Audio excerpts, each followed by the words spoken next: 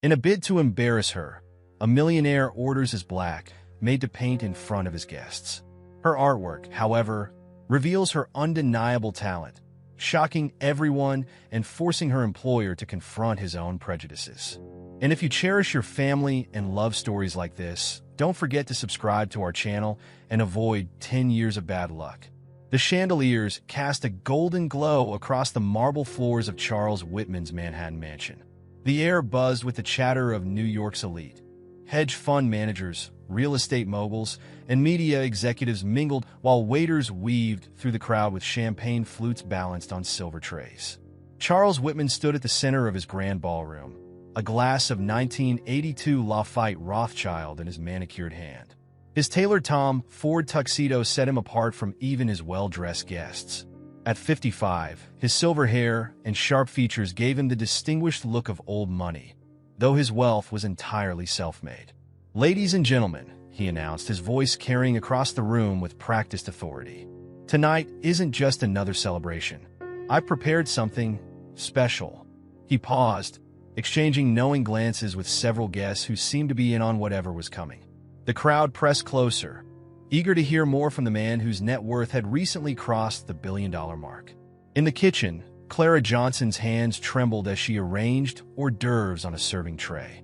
The other staff members moved around her with practiced efficiency, but she remained rooted in place, her starched uniform feeling suddenly too tight. At 32, she had worked in the Whitman household for 5 years, keeping her head down and her dreams of becoming an artist buried deep. Through the kitchen's swinging doors, she could hear Charles's voice growing louder, more theatrical. Her stomach churned. She knew what was coming. Earlier that day, he had cornered her in the service corridor, his smile predatory as he outlined his plans for the evening's entertainment. The crowd's laughter filtered through from the ballroom, punctuated by the clinking of glasses and the soft strains of jazz from the hired quartet. Clara glanced at the clock. 9:45 p.m. 15 minutes until she would be called out. In a quiet corner of the kitchen, she pulled out her phone and looked at the photo she kept as her background, a small painting she'd done of her grandmother's hands. The old woman had always encouraged her art, even when Clara had to give up art school to support her family. "Your talent is a gift from God," her grandmother used to say. "Don't let anyone dim your light." Back in the ballroom, Charles was working the crowd masterfully. "You know, we talk about culture and refinement," he said, gesturing with his wine glass. "But sometimes the most fascinating specimens of artistic expression come from the most unexpected places." Several guests chuckled, already slightly drunk and eager to be part of whatever spectacle their host had planned. A small stage had been set up at one end of the ballroom, complete with an easel, canvas, and professional lighting. Beside it sat an array of expensive art supplies, brushes, oils, and acrylics that cost more than Clara made in a week. The setup looked almost respectful, which made the coming humiliation even more pointed. "Harrison," Charles called to his head butler, "please fetch Miss Johnson from the kitchen. It's time for our evening's entertainment." His emphasis on the last word drew more knowing laughs from the crowd. They began to gather around the stage area, wine glasses in hand, like audience members at a circus sideshow. Clara heard her name called and closed her eyes briefly, steeling herself. She tucked her phone away and straightened her uniform. As she pushed through the kitchen doors, she caught snippets of conversation from the guests. "Is this the maid he was telling us about? Oh, this should be amusing. Charles always knows how to put on a show." The crowd parted as she walked toward the stage, their eyes following her movement with a mixture of curiosity and dismissal. Charles stood at the front, his smile wide and artificial under the bright lights. "Ah, Clara," he said loudly enough for everyone to hear. "Why don't you show our guests your artistic talents?" The room fell silent except for a few muffled snickers. Clara climbed the 3 steps to the stage, her shoes clicking against the polished wood. The art supplies before her were top quality, far better than anything she'd ever used.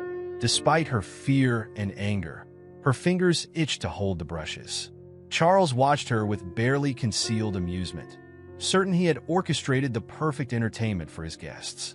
What he didn't notice was the slight straightening of Clara's spine as she picked up the first brush, or the way her eyes changed when she looked at the blank canvas. What he couldn't see was the fire beginning to burn behind her carefully composed expression. Clara's hand hovered over the canvas, the expensive brush trembling slightly in her grip.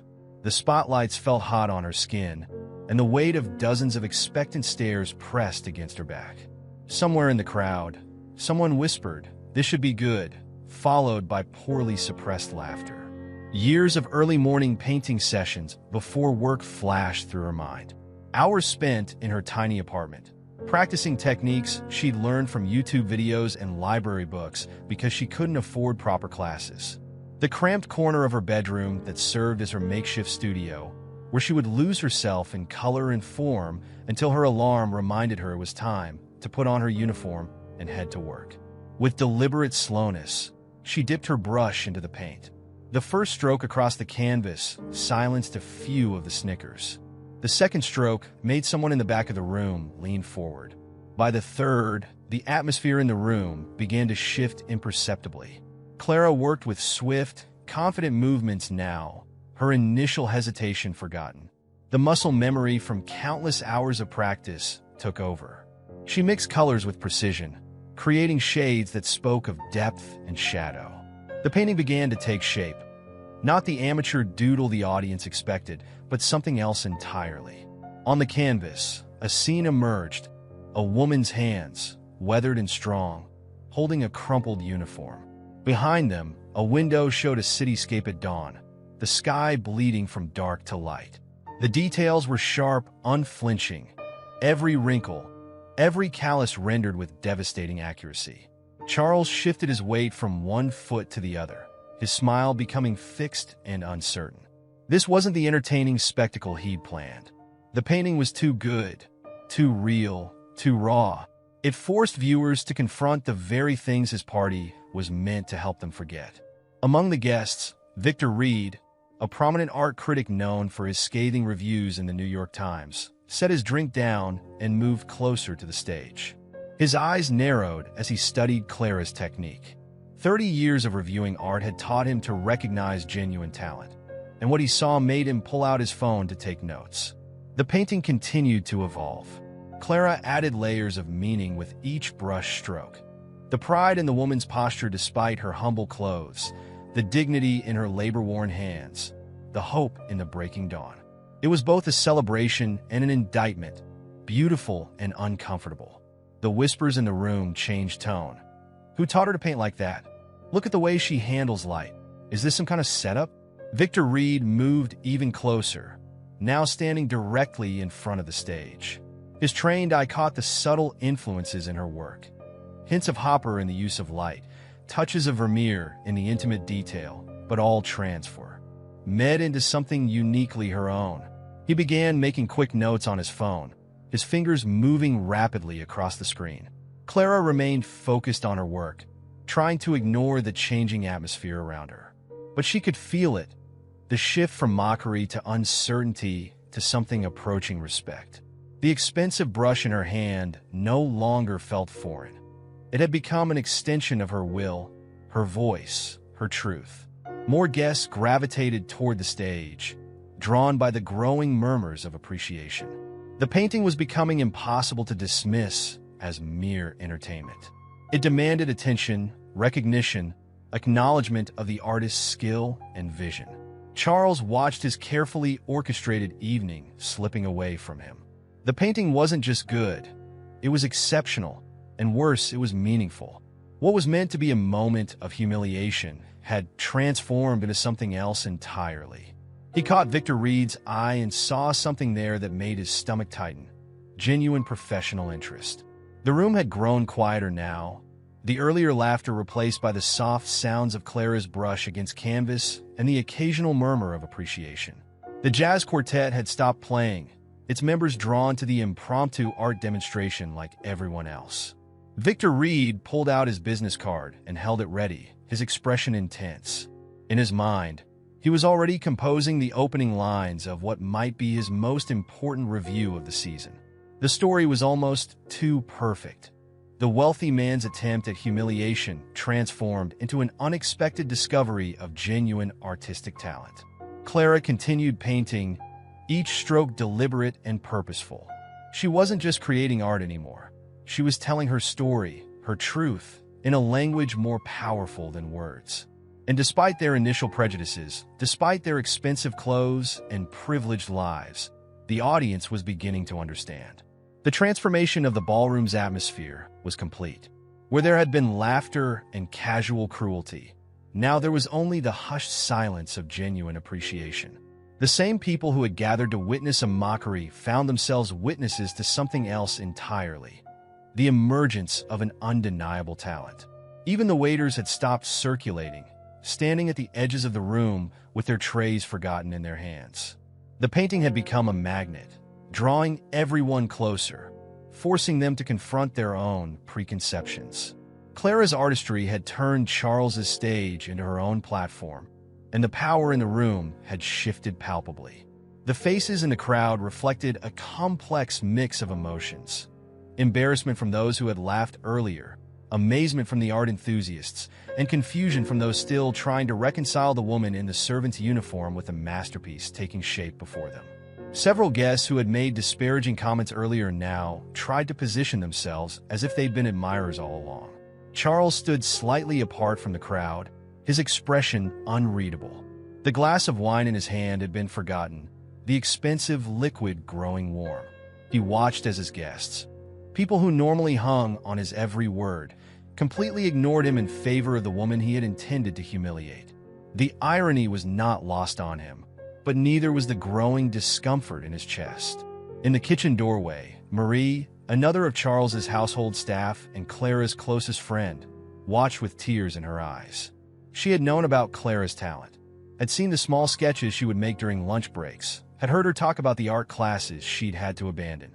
Now, watching her friend command the attention of Manhattan's elite through sheer skill, Marie felt a fierce pride.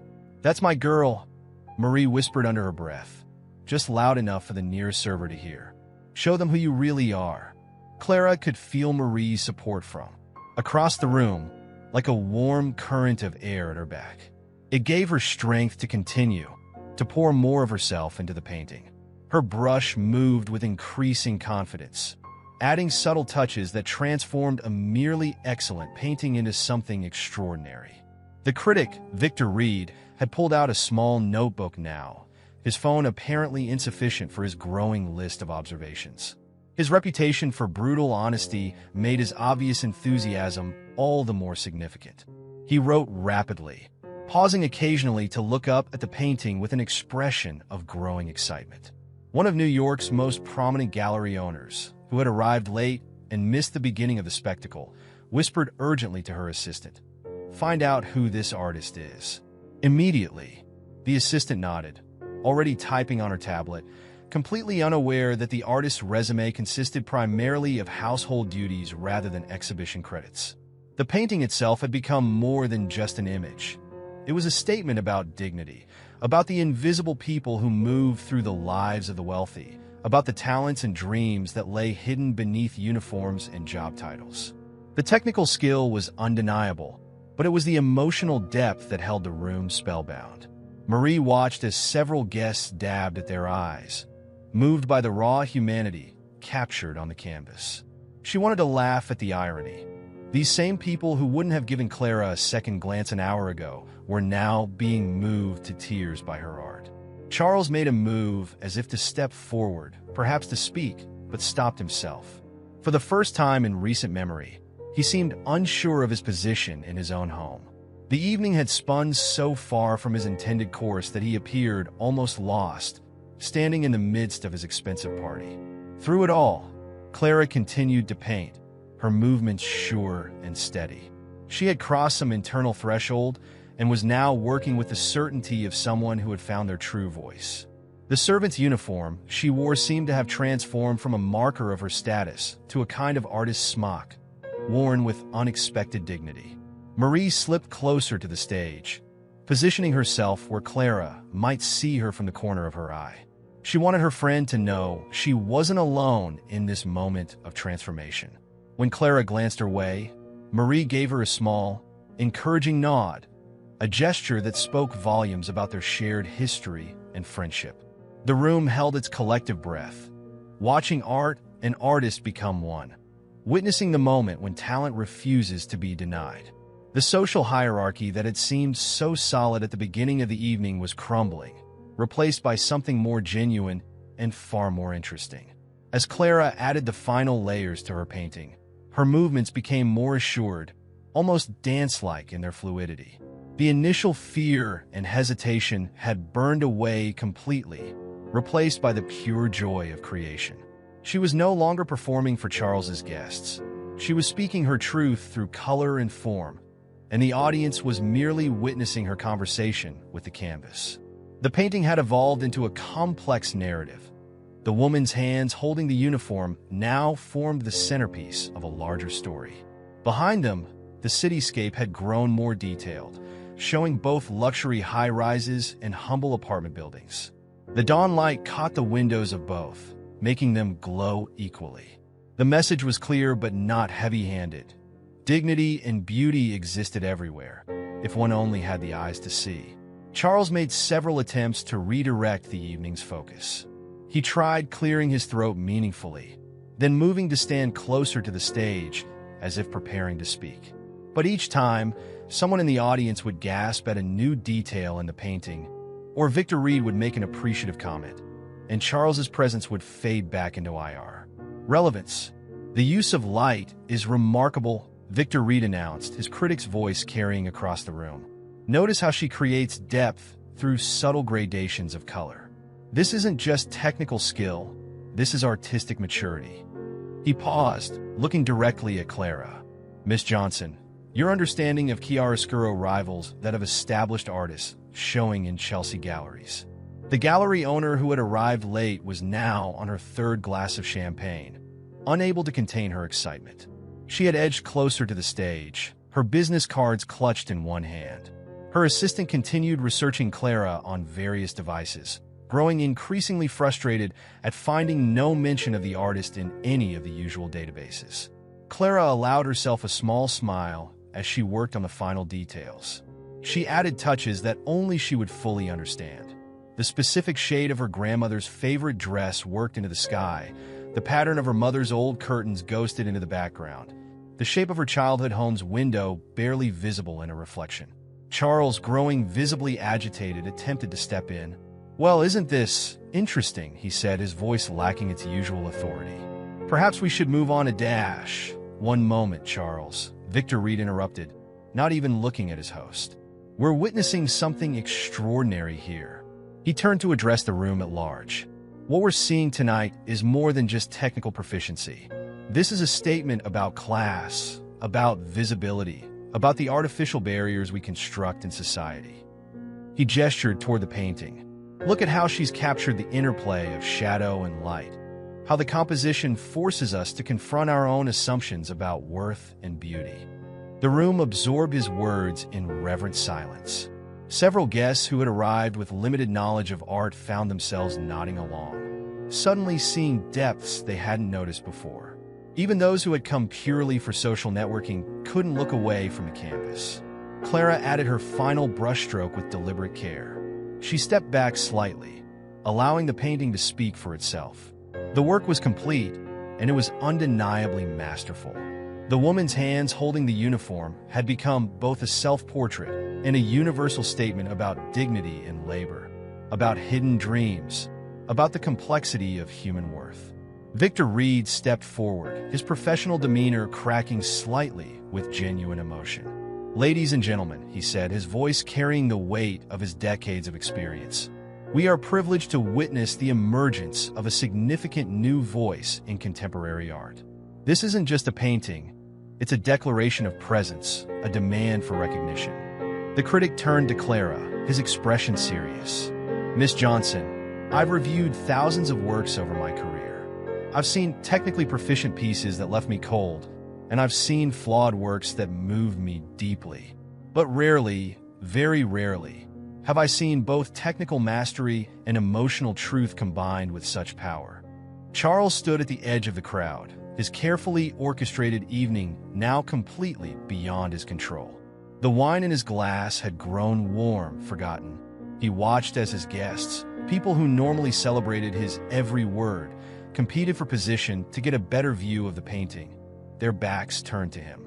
The room had become a temporary gallery, with Clara's painting as its centerpiece. The jazz quartet, which had fallen silent during the painting, began to play again softly. But now their music seemed to complement the artwork rather than compete with it. The evening had transformed from a planned humiliation into an impromptu art opening, with Charles relegated to the role of unwitting patron. Charles retreated to a quiet corner of his ballroom, watching the scene unfold with growing disbelief. The crystal glass in his hand served as an inch, or while his world shifted beneath his feet, he observed his guests, CEOs, hedge fund managers, social elites, clustering around Clara's painting like art students at a museum, pointing out details to each other, discussing technique and meaning with newfound expertise. The reality of what he'd attempted to do began to sink in. He had planned to humiliate this woman for his entertainment, to make her a spectacle. Instead, she had revealed herself as an artist of extraordinary talent, and in doing so, had exposed his own prejudices and cruelty. The irony felt like a physical weight in his chest. Memories of similar entertainments he'd arranged over the years began to surface, each one now casting a harsh light on his character. How many other talents had he overlooked? How many people had he dismissed based on their uniform or position? The questions made him uncomfortable in a way that was entirely new to him. Meanwhile, Clara found herself at the center of a growing crowd of admirers. The gallery owner, Patricia Bennett of the prestigious Bennett Gallery in Chelsea, had finally worked her way to the front. "My dear," Patricia said, pressing her card into Clara's hand, "we must discuss your future. The fall season is approaching, and I have a sudden opening in my schedule." She glanced meaningfully at the painting. "Your perspective on class and labor would resonate powerfully with our collectors." Victor Reed joined the conversation, his critic's notebook still in hand. "The Bennett Gallery would be an excellent start," he agreed, "but we should also consider the broader implications. Your work speaks to current social dialogues in a way that feels both timely and timeless." Clara held the business card carefully, her mind racing. After years of painting in secret, of squeezing art into the margins of her life, opportunities were suddenly appearing. But they came with complications. She looked at Charles, who stood alone now, his usual crowd of sycophants drawn away by her art. The evening had shifted into something like a dream. Waiters she had worked alongside for years now served her champagne. Guests who had previously looked through her like glass now hung on her every word about technique and inspiration. The power dynamic had inverted so completely it felt almost dizzying. "We should discuss representation," another voice chimed in, an art dealer known for launching new talents. "Your work has a rawness that the market craves right now." "And the story," added someone else. "A maid turning out to be a brilliant artist?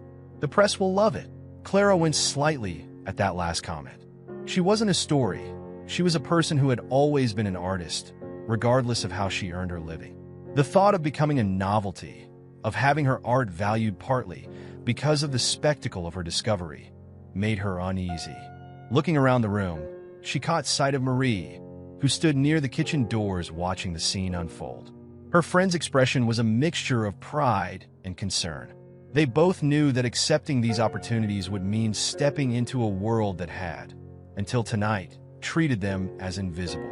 Charles finally moved from his corner, approaching Clara with an uncharacteristic hesitation.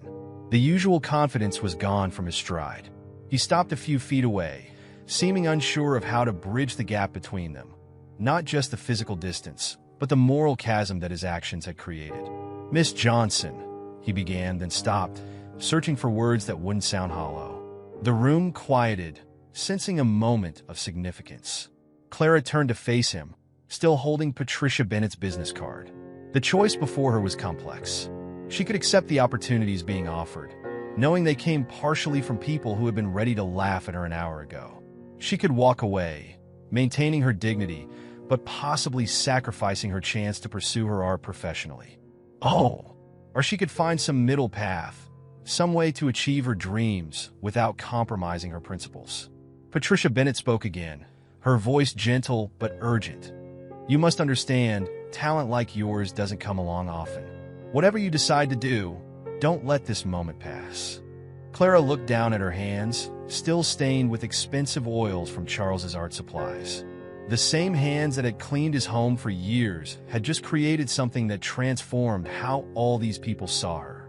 The question was, how would she see herself after tonight's decision? Victor Reed moved away from the excited crowd of gallery owners and dealers, taking Clara aside with a fatherly gentleness that contrasted sharply with his reputation for brutal honesty in his reviews.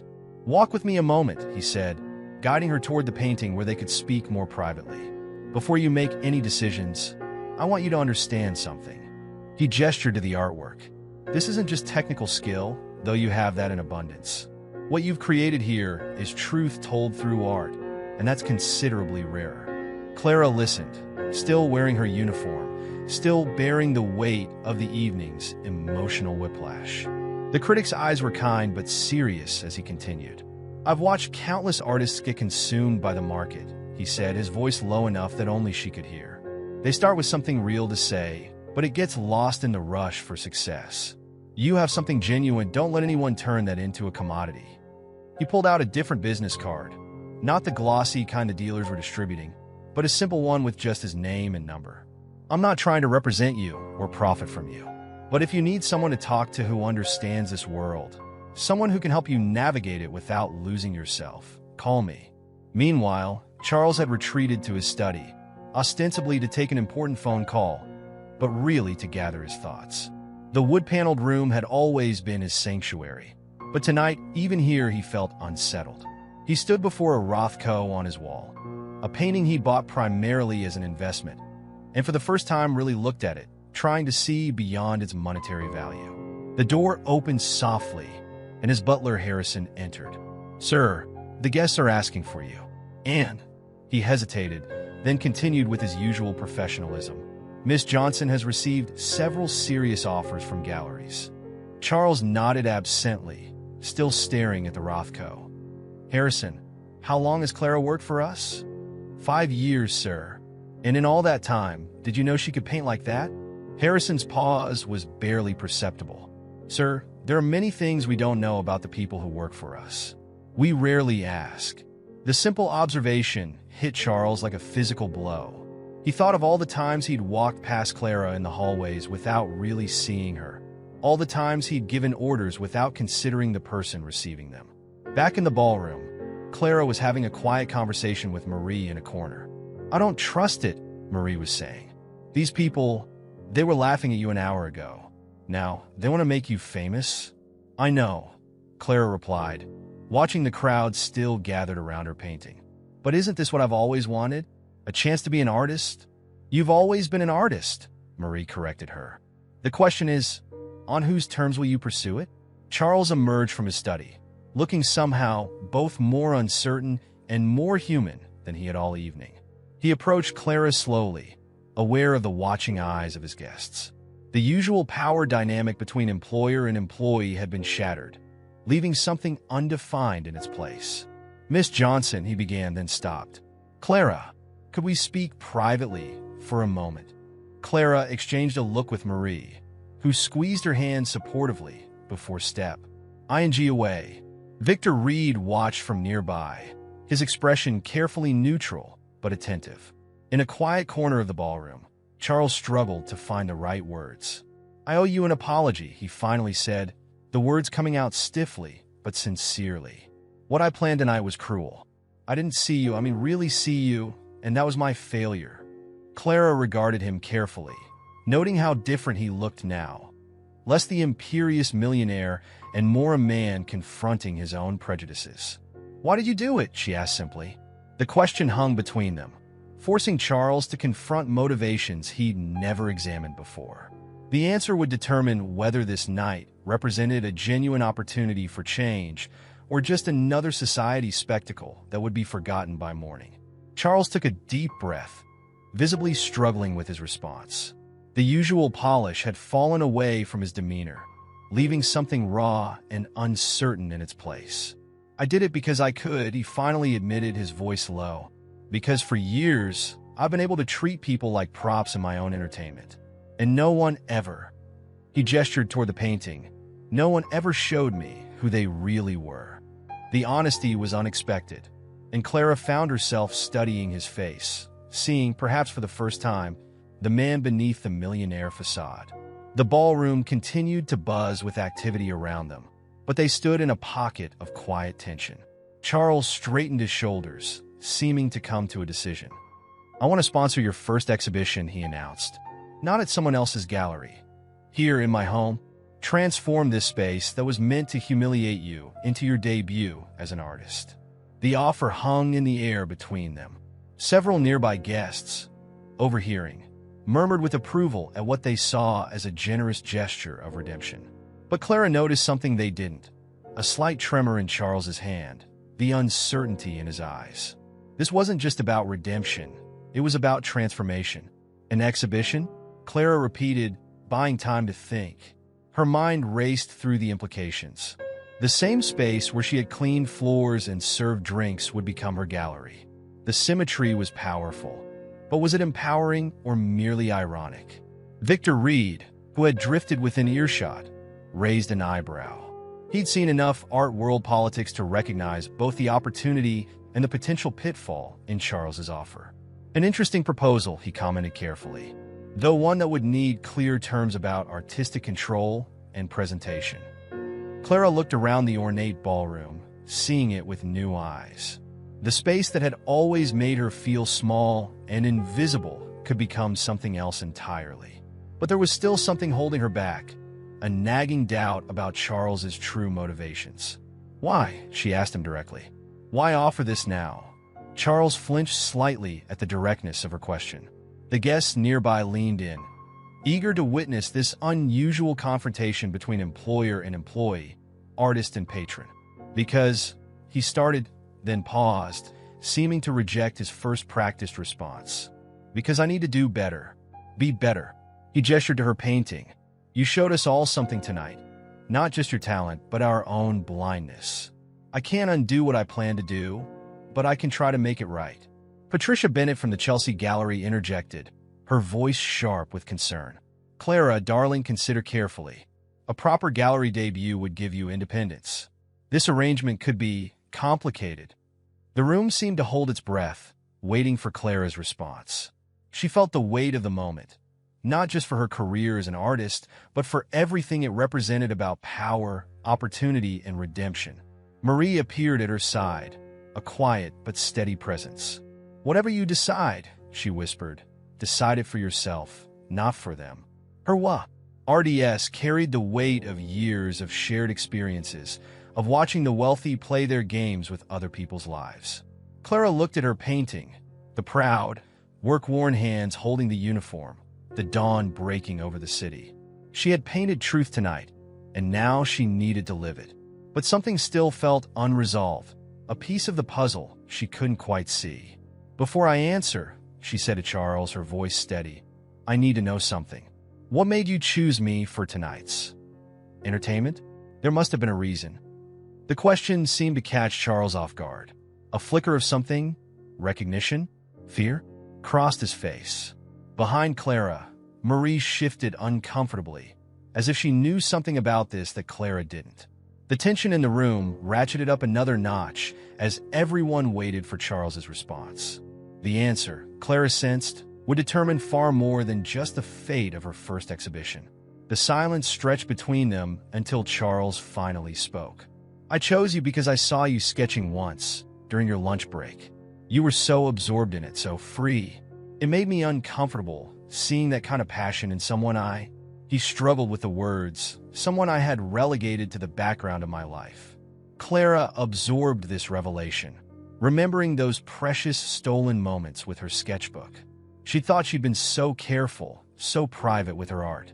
The idea that he had seen her, had been disturbed by her humanity enough to want to mock it, shifted something in her understanding of the evening. "I accept," she said finally, her voice clear and firm. The words caused a stir in the room, but she wasn't finished. "But with conditions." Charles nodded, relief and anxiety warring on his face. "Of course, whatever you need. First, the exhibition will be a showcase for other hidden talents too. I know I'm not the only one who has dreams beyond their uniform. Marie sings. James from maintenance writes poetry. Sarah from the kitchen makes sculptures. A murmur went through the crowd. What had begun as one artist's discovery was expanding into something larger, more revolutionary. Charles blinked, clearly thrown by this unexpected turn. Second, Clara continued, growing more confident. All proceeds from sales will go to a fund for arts education for service workers and their children. She paused, then added, and you'll match every dollar. Victor Reed's eyes gleamed with approval. He was already composing the review in his head, not just of the art, but of this moment of social reformation disguised as a gallery opening. Charles absorbed these conditions, and something shifted in his expression, a kind of respect that had nothing to do with her talent and everything to do with her character. Agreed, he said simply, to both conditions. The next few weeks passed in a blur of preparation. Clara continued her regular duties, but now spent her evenings curating the exhibition. The ballroom was transformed into a proper gallery space, with Marie's singing practice echoing through the halls and James's poetry being typeset for display alongside the visual arts. Charles, true to his word, threw himself into the project with unexpected humility. He learned the names of every staff member, listened to their stories, their dreams. The man who had planned to mock a maid's artistic aspirations found himself moved to tears by a janitor's sonnet about his immigrant mother. Clara worked on new pieces for the show, but insisted on keeping the painting from that first night as the centerpiece. It's where everything changed, she explained to Victor Reed, who had become a frequent visitor and unofficial advisor. Not just for me, but for all of us. The preparation wasn't without its tensions. Some of Charles's social circle dropped away, uncomfortable with the shifting dynamic. Others tried to capitalize on it, suddenly claiming long-standing interests in social justice and the arts. Patricia Bennett from the Chelsea Gallery continued to warn Clara about maintaining her independence, though her warnings now seemed more concerned than competitive. One evening, as Clara was directing the lighting installation for the exhibition, she found Charles standing before her original painting, studying it with an intensity she hadn't seen before. I keep seeing new things in it, he said without turning around. Things about dignity, about worth, about how blind we can be to the beauty right in front of us. He paused. About how much it costs a person to wear a uniform that makes others see them as invisible. Clara joined him in contemplating the painting. The uniform doesn't make us invisible, she corrected gently. The way people choose to see us does. The exhibition was set to open in 2 days. Press releases had been sent, invitations distributed. But unlike the original party, this guest list included not just the wealthy and influential, but the doormen, maids, cooks, and maintenance workers from buildings across the city. Art would be shown, songs would be sung, poetry would be read. Yet even as the excitement built, Clara couldn't shake a nagging feeling that there was still something she didn't know. Something in the way Marie sometimes looked at Charles. Something in the way he occasionally seemed to be carrying a heavier guilt than one evening's planned humiliation could explain. The exhibition opening transformed Charles's mansion into something entirely new. Art filled every corner. Clara's paintings, James's poetry mounted in elegant frames, Sarah's sculptures catching light from crystal chandeliers. In one room, Marie's voice soared through an aria that brought tears to the eyes of professional music critics who had come to review the art portion of the evening. The crowd was unlike anything the mansion had ever seen. Wealthy collectors and designer clothes mingled with off-duty maintenance workers. Gallery owners chatted with kitchen staff about technique and inspiration. The uniforms that usually defined boundaries had been shed for the evening, leaving only people sharing their passions. Clara's original painting commanded the central wall of the ballroom. Throughout the evening, she noticed people returning to it repeatedly, finding new details, new meanings. Victor Reed had written a powerful review that was already generating buzz in the art world, praising not just the technical skill, but the revolutionary act of transforming a moment of intended humiliation into a triumph of human dignity. Charles moved through the crowd differently now. Gone was the performative host of previous parties, replaced by someone more genuine, if less certain. He listened more than he spoke, and when he did speak, it was with a humility that surprised his old acquaintances. "The best investment I've ever made," he told a group of fellow businessmen who questioned his funding of the arts program, "was in learning to see the people I spent years looking past." Yet beneath the success and celebration, tension was building. Marie had been acting increasingly agitated as the evening progressed. Clara caught her friend watching Charles with an expression that mixed anger with something like pity. "There's something you need to know," Marie said finally, pulling Clara aside into a quiet corridor. Her hands twisted together nervously. "It's about Charles, about why he really singled you out that night." Clara felt a chill despite the warmth of the crowded house. "What do you mean?" Marie glanced around to ensure they were alone. "Remember when you told me about your mother? How she used to clean houses to support your art classes when you were young?" Clara nodded, unsure where this was going. Her mother had worked multiple jobs to support Clara's early artistic talent, right up until the accident that had forced Clara to drop out of art school and start working herself. One of those houses, Marie Connie, nude, her voice dropping lower, was Charles's first mansion back when he was just starting to make his money. The implications began to dawn on Clara, but Marie wasn't finished. "There was an incident," Marie said, the words coming faster now, as if she needed to get them out before she lost her nerve. "Your mother fell on a freshly waxed floor. She was badly hurt. Charles, he could have helped with the medical bills, could have made sure she was taken care of. Instead, he had his lawyers make sure he wasn't liable. They threatened to countersue if she pursued any claims." Clara felt the room spin slightly. She grabbed the wall for support, memories flooding back. Her mother's pain, the mounting bills, the dreams of art school slipping away. "How do you know this?" "I worked there too back then," Marie admitted. "I saw it happen. When I started working here years later and met you, I couldn't believe the coincidence. I've wanted to tell you for so long, but..." She trailed off, looking miserable. "And Charles?" Clara's voice was barely a whisper. "Does he know?" Marie nodded slowly. "He figured it out the day before the party. I saw him looking through old employee records. That's why he..." She couldn't finish the sentence. The revelation hit Clara like a physical blow. The party, the attempted humiliation, it hadn't been random cruelty. It had been targeted, perhaps born of his own guilty conscience, a way to prove to himself that she was beneath him, that what he'd done to her family had been justified. In the main gallery, applause erupted as another of Marie's songs concluded. The celebration continued, oblivious to the truth unfolding in the quiet corridor. Clara could hear Charles's voice in the distance, speaking about transformation and second chances. She looked back toward the ballroom, where her painting hung. The painting that had started everything, that had seemed to transform Charles, that had opened doors for so many others. Now she had to decide, was his transformation genuine or simply another performance? And what would she do with this new knowledge? The sounds of the successful exhibition felt distant now as Clara processed Marie's revelation. The truth cast everything in a new light.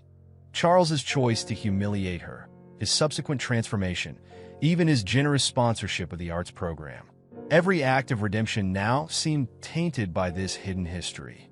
Without fully forming the decision, Clara found herself moving through the crowd toward Charles. He was in the middle of an interview with a cultural reporter, discussing his newfound commitment to supporting the arts among working-class communities. The words, which had seemed sincere just hours ago, now rang hollow in Clara's ears. "Charles," she interrupted, her voice steady despite her internal turmoil. "We need to talk. Now." The reporter caught the tension in her voice and lifted her recorder higher, sensing a story beyond the feel-good narrative of the evening. Charles saw something in Clara's expression that made him pale slightly. "Of course," he said, excusing himself from the interview. But Clara shook her head. "No, here, in front of everyone." Her voice carried across the room, causing conversations to fade into silence. "Tell them about my mother." The color drained from Charles's face. Around them, the crowd gathered, drawn by the dramatic shift in atmosphere. Victor Reed moved closer, his critics' instinct telling him that this was the real story of the evening. "Clara, please," Charles started, but she cut him off. Tell them how you knew exactly who I was when you planned to humiliate me at that party. Tell them about the accident, about your lawyers, about a woman who cleaned your floors and was discarded when she was no longer useful. The silence in the room was absolute now. Marie stood at the edge of the crowd, tears streaming down her face. The other household staff members who had become artists for the even. ING watched with a mixture of fear and hope. Fear for Clara. Hope that truth would finally be spoken in these rooms where they had swallowed it for so long. Charles looked around at the faces watching him, the wealthy patrons, the critics, the workers. For a moment, he seemed to consider trying to maintain control of the situation. Then his shoulders slumped. "Yes," he said, his voice cracking. "I recognize your name when I reviewed the staff files. Your mother. She was injured in my home. I could have helped. Instead, I treated her like a liability to be managed." He looked directly at Clara. "When I saw your talent, it reminded me of everything she had sacrificed to support your art. Everything I had taken from you. And I couldn't bear it. So I tried to prove you were beneath me, that what I'd done was justified." The admission hung in the air. The reporters present were scribbling frantically. The wealthy patrons shifted uncomfortably, perhaps seeing reflections of their own unacknowledged sins. But Clara wasn't finished. She walked to her painting, the one that had started everything, and stood before it. "This painting isn't just about dignity and labor or hidden talents," she said. "It's about seeing people, really seeing them, even when it's uncomfortable, even when it forces us to confront our own failures." She turned back to Charles. "You've talked about transformation tonight, about becoming better. But real change doesn't start with grand gestures or charitable programs. It starts with facing the truth about who we've been and what we've done." Charles stepped forward, tears now visible in his eyes. "You're right," he said, his voice carrying clearly through the silent room. "And I need to do more than apologize. I need to make it right." He turned to address the entire gathering.